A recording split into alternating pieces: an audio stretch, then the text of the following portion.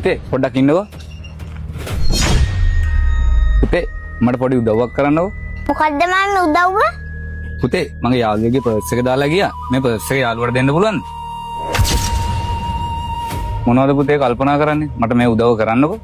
මම මේක කොහෙටද මාමේ ගිහින් දෙන්න ඕනේ? ඔය යන්නේ පුතේ ගෝණවල කැලෑපාරෙන් නේද?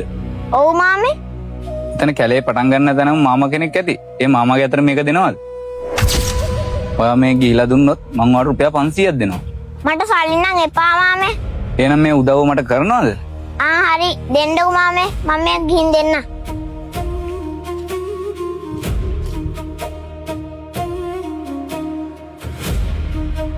ලයියා මම බට්ටිය ගෙව්වා.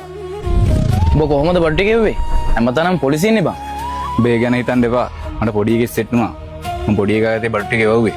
දිගටම අපිට මේ වැඩේ පොඩි එකා ලව කරගන්න පුළුවන්. හරි එහෙනම් කමන්නේ.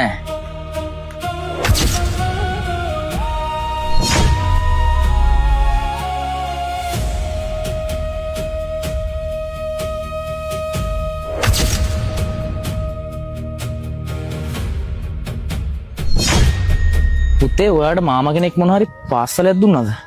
ඔව් මාමේ මේක දෙන්න කිව්වා.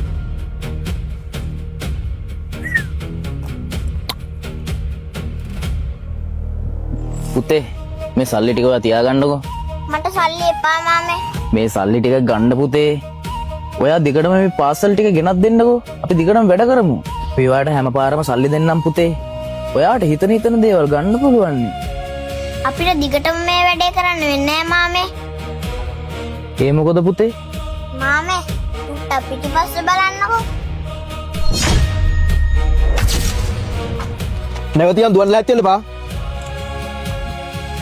මොකද? උඹලා හිතුවේ හැමදාම මේ සෙල්ලම කරන්න පුළුවන් වෙයි කියලාද? නැගිටපන්.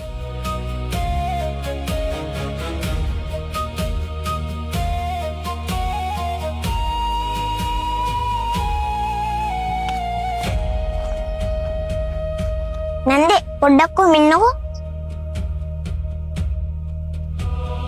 ඒ පුතේ නන්දේ ඔයා ගාව ෆෝන් එකක් තියනව නේද? මට එක පොඩ්ඩක් දෙන්නකෝ. අය පුතේ ෆෝන් එක ඔයාට. මට කෝල් එකක් ගන්න ඕනේ නන්දේ. පුතේ.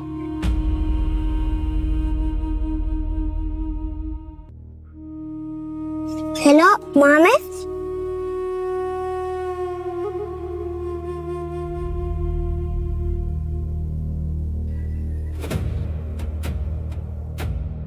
නන්දේ ෆෝන් එක. පුතේ ඔයා පොලිසියට කෝල් කරේ? ඔව් නන්දේ. ඔයා කොහොමද මේ නම්බර එක දැනගත්තේ? අපේ ඉස්කෝලේට පොලිස් මාමා කෙනෙක් ඇවිල්ලා තමයි මේ නම්බරේ කියලා දුන්නේ. මොනවද පුතේ කියලා දුන්නේ? හදිස්සියක් වුණොත් මේ නම්බරයට කතා කරලා කියන්න කිව්වා. ඔයා හරි ස්මාර්ට් පුතෙක් නේ පුතේ. හරි එහෙනම් පරිස්සමෙන් යන්න බුදුසරණයි.